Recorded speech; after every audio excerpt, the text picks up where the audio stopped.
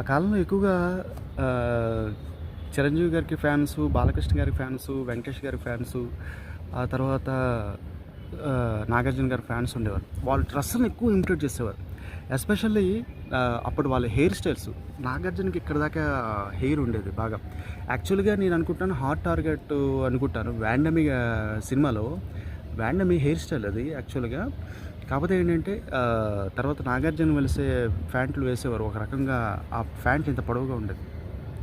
ఆ ఫ్యాంట్లు ఎక్కువగా ఉండేవి. ఆ బెల్ట్ నాగార్జునలాగా బెల్టు, తర్వాత ఫ్యాంట్‌కి ఇలాగా ఒక చైన్‌లాగా ఆ కాలంలో. వెంకటేష్ గారికి ఇంత హెయిర్ ఉండేది.